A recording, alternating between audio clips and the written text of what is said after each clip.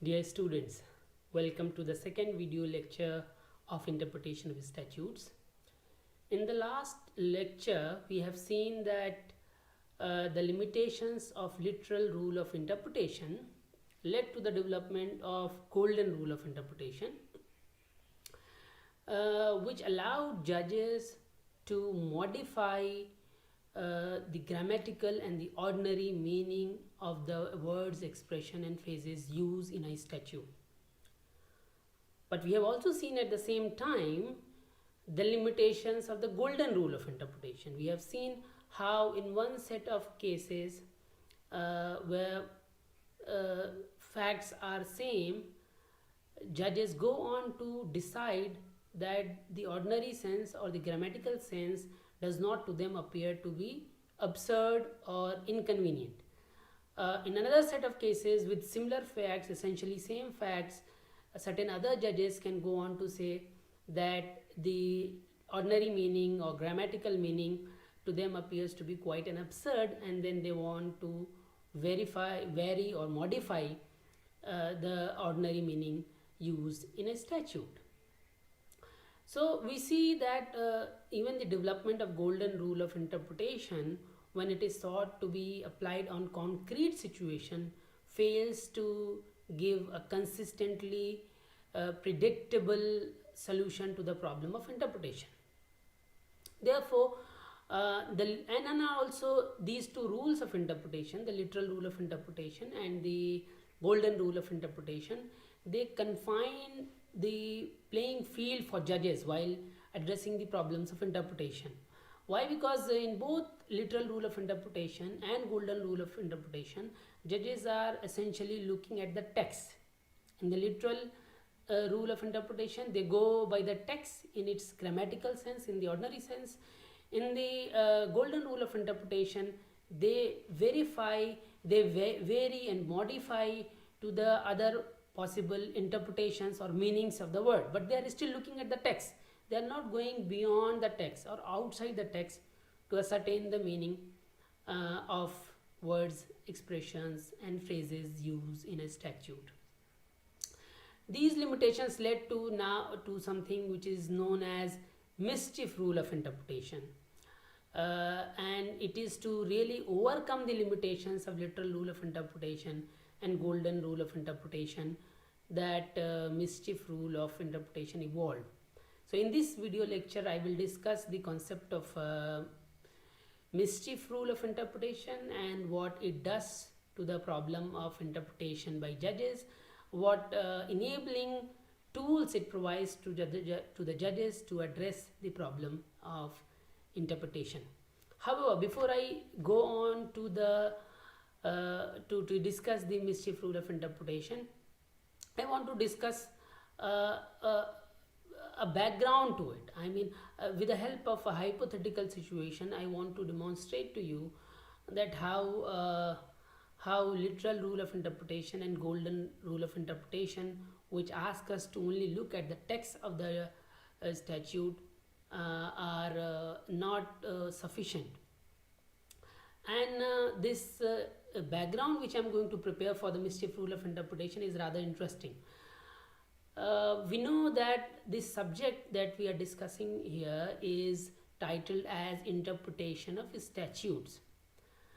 But we know that the problem of interpretation is not confined to statutes alone. Most importantly and most comprehensively, the problem of interpretation arises under the Constitution, which is also a written text. But although the Constitution is a written text and it calls for interpretation at different stages, does not mean that the Constitution can be subsumed within the category of statute.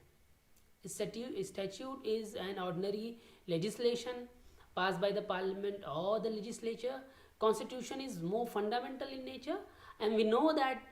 the questions of interpretation under the Constitution can go on to significantly determine the boundaries of particular statutes. Therefore, to say that we study the problems of interpretation of Constitution under a subject titled as interpretation of statute, we can see that this title of the subject in the first instance appears to be a misnomer and misleading, because statute cannot and does not include the constitution, right? Similarly, there are other limitations due to the title of this subject as interpretation of statute. When we study judgments delivered by the court in different cases, we see that there are numerous occasions when the question of interpretation of judgment itself becomes very important, and judgments delivered by the court in previous cases are interpreted by subsequent judgments, and the problem of interpretation therefore of previous judgments is therefore a problem of interpretation which cannot be termed as a problem of interpretation of statutes, because what we are doing here is not trying to interpret a statute, rather what we are trying to do is to interpret a judgment of the previous court. And of course,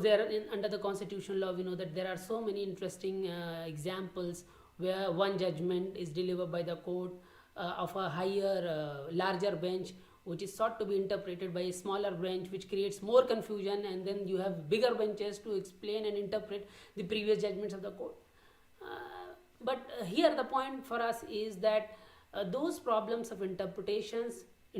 relating to the explanation or interpretation of previous judgments of the court cannot be termed as problems of interpretation of statutes. Judgment is not a statute, right? So the word statute cannot cover previous judgments of the court. Similarly, there is a third area where the limitation of this title become very obvious, which is problems of interpretation which arise with respect to customary law, common law, or in more particularly with reference to personal laws, which are neither a statute nor a constitution, nor are they previous judgments of the court. But the problem of interpretation is very much present in the discussion of common law principles, customary laws, personal laws, and none of them can be characterized or subsumed, brought within the category, within this word statute, because statute we know is a very specific instrument, very specific document which has been enacted by the competent legislature after following the valid procedure prescribed by law. So once the limitation of the title interpretation of statute become obvious, and in the light of discussions that we have had about this subject in the previous classes, so if I propose a new title for this subject, say for example, if we title this subject as interpretation and judicial process, then in my view the title will be able to capture the essence of the subject in a more comprehensive manner. Now, however, the moment this proposal new proposal for a new title for this subject is made, some of my students can go on to object, sir, but what is the point of renaming a subject title when this title interpretation of a statute over a long practice of time due to repeated usages for the members of legal fraternity has come to mean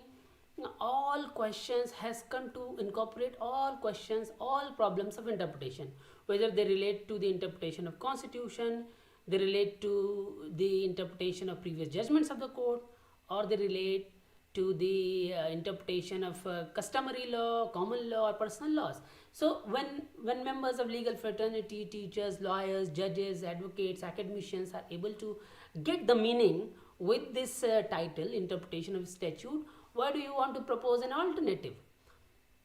Now here, I would say to my students that well done. Now you have begun to appreciate the problem of interpretation. How do you explain this? Even when the limitations of an existing title, subject title, are brought to you,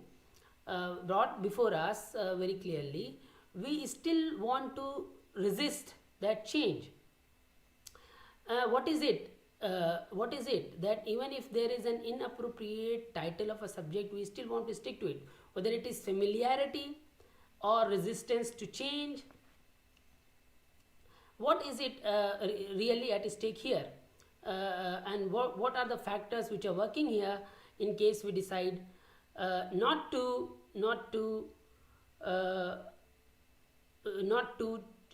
accept the proposal? So, therefore, we have to ask ourselves a more serious question: what are the factors which constrain us from adopting a new title, interpretation, and judicial process for this subject, which appears to be more comprehensive, which appears to incorporate the aspects of interpretation and the aspects of problem of interpretation, which are related not only to statutes but related to other branches or other aspects of law, whether it's statutory or not. So here, this is the factor which I want to investigate further and highlight for all of us to understand. Let us consider the possibility that this proposed title for this subject, interpretation and judicial process, goes on to resonate with the members of legal fraternity, and it is endorsed by the members of legal fraternity, and then it is readily adopted and accepted, and the present title, interpretation of statutes, is replaced by a new title called interpretation and judicial process. Then I would like to ask few more engaging questions for us to understand the issues involved. Can we ask this question: if in case there is a change which takes place about the nomenclature of this subject, I would like to ask, what is it that has caused this resonance with the members of legal fraternity which led to the renaming of the subject? Is it the title? There is something in the title itself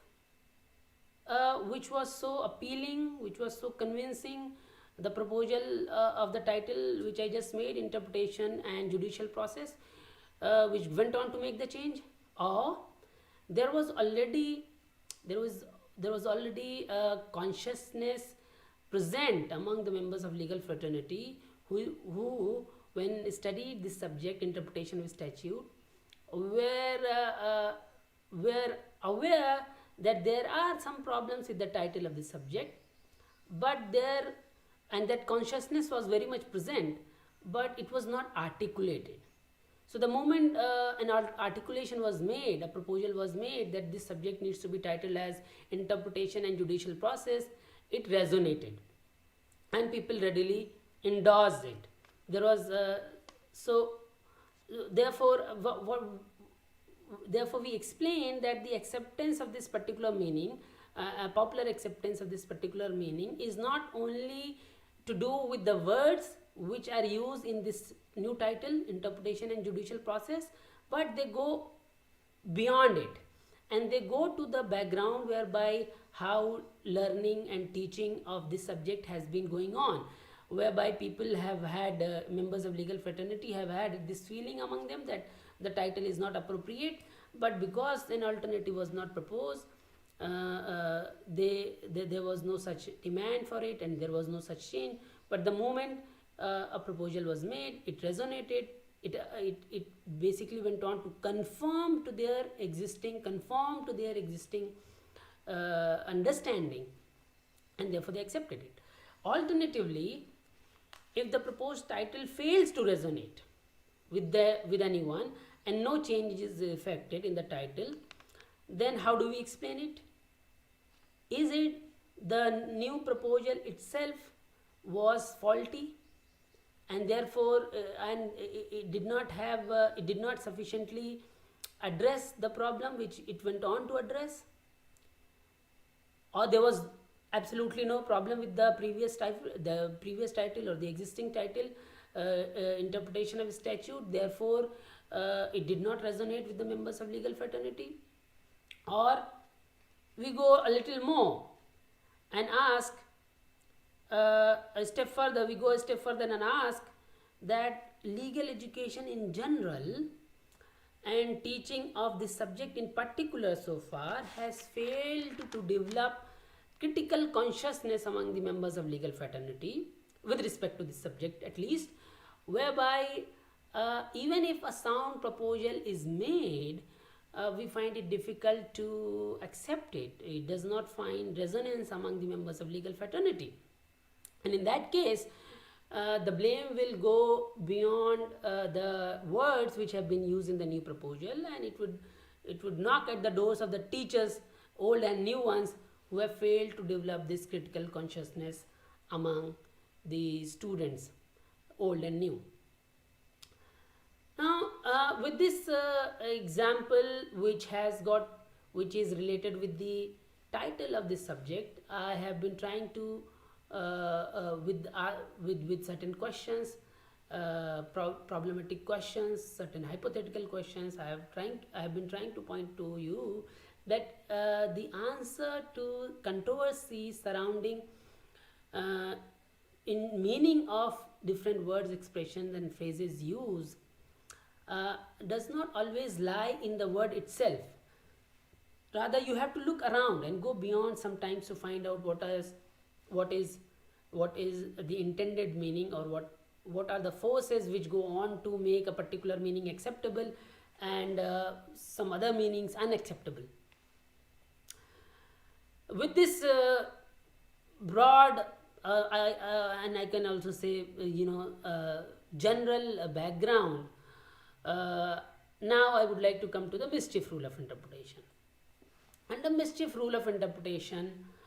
is also known as the rule in the Hayden case, because it was developed in the Hayden case by Lord Coke in 1584. So this rule, which is an improvement upon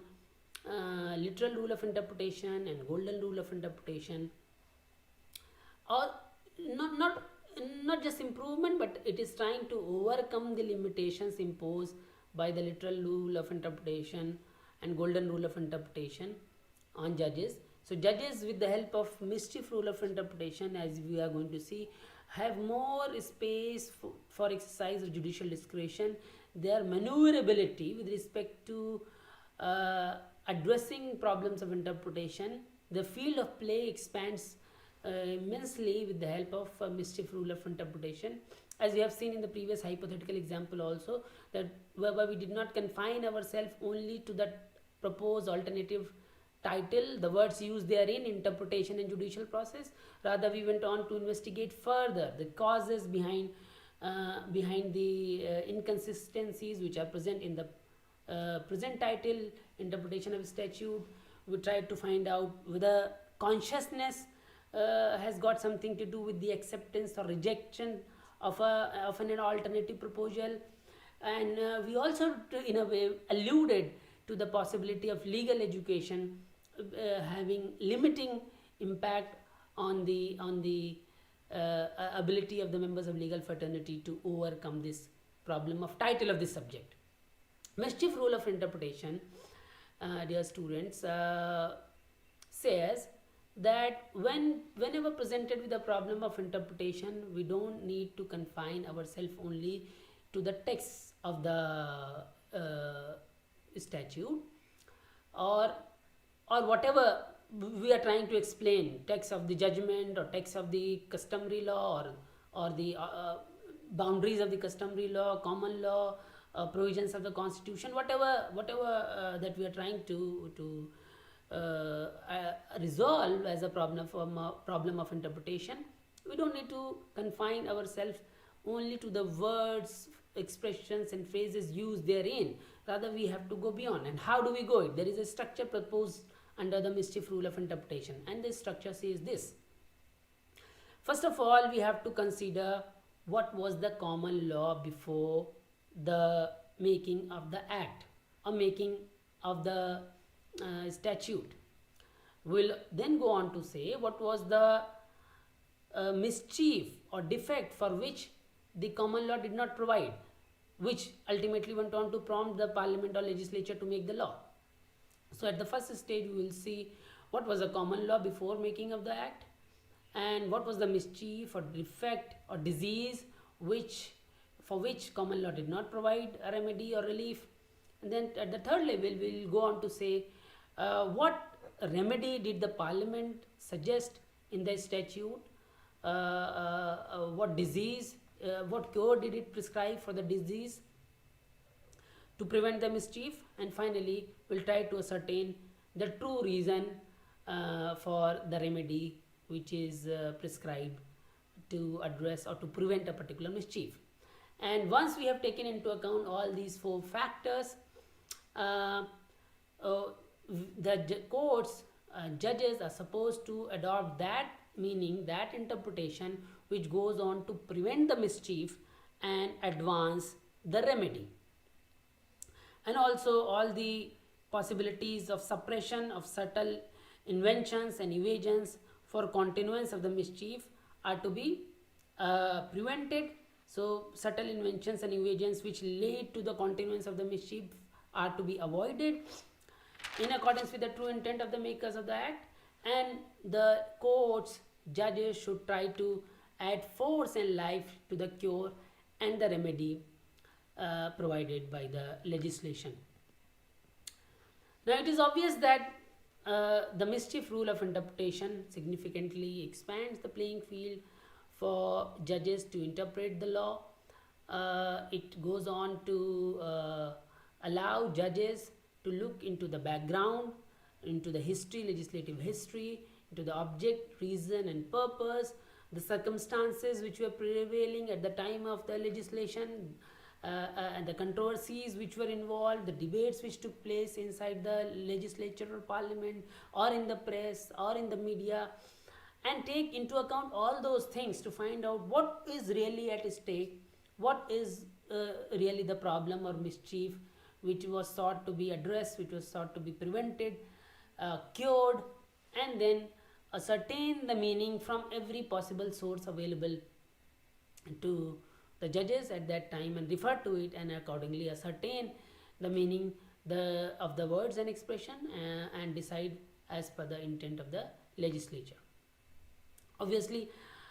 this mischief rule of interpretation has great appeal to the students of interpretation of statutes, but we would see that even this rule of interpretation would not address the problem of interpretation in its entirety, because it seeks to again reduce the problem of interpretation to a rule, whereby if we follow one particular rule, then we will be able to resolve the problem of interpretation, which is never the case.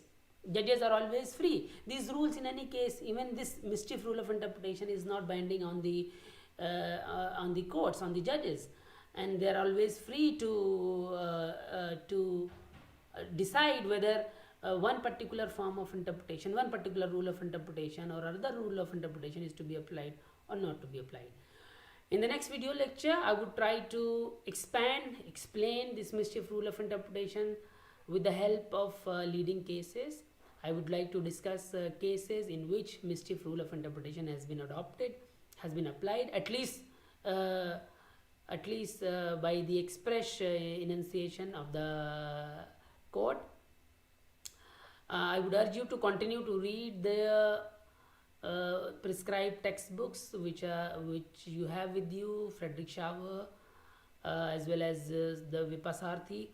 and also read all the articles and papers which I have been sending to you on this subject matter, so that you have questions and comments to make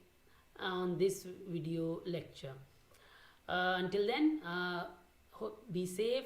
from the corona pandemic, stay inside, maintain physical distance, and continue to extend social solidarity to all those who are in need. And from report, it is very obvious that there are many fellow beings, human beings, fellow Indians who are out there in lurch as a result of this corona crisis. We must be extending social solidarity to all of them